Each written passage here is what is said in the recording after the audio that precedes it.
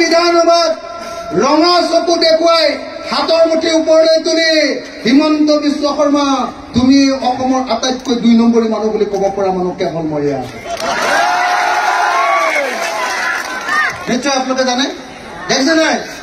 বিধানসভা চাইনে নাচায়? মোৰ এই দমদাৰ কথাবিলাক চাইনে নাচায়? আপোনালোকৰ আগত যে দমত কথা কোৱা এনেকুৱা নহয়, হিমন্ত কেনেকে এনেকে ঘূৰাই থাকো, এনেকে ঘূৰাই থাকো, বুজিছেনে নাই?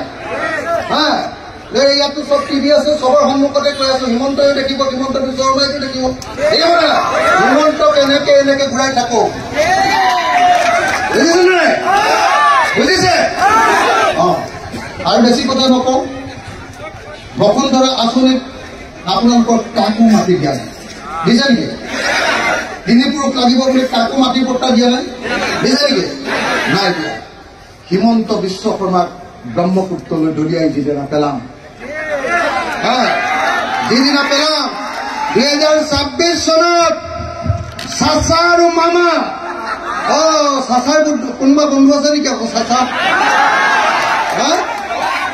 মই আকৌ চাচাকো দেখিব নোৱাৰো দেই, হিমন্ত বিশ্ব শৰ্মাৰ সমানে মই বেয়া পাওঁ আকৌ চাচা, জানে নাই? এজন হল হিন্দু সম্প্ৰদায় আৰু আনজন হল মুছলমান সম্প্ৰদায়।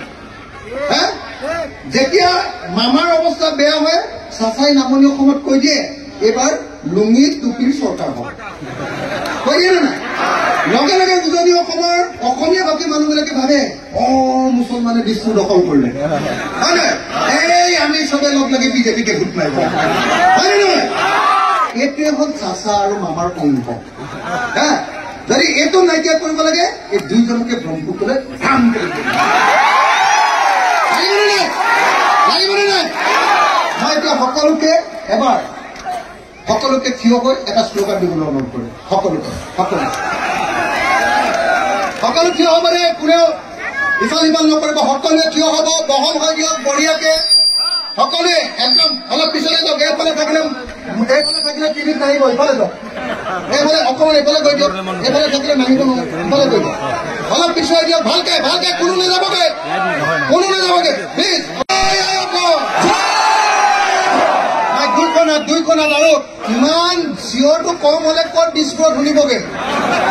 এই মাত্ৰ কলো বোলো হিমন্ত ভাইক দলিয়াই পেলাই দিম, তথাপিও মাতটো ডাঙৰ হোৱা নাই। একেলগতে দুইখনত অলপ পোহৰ লাগে, একেলগতে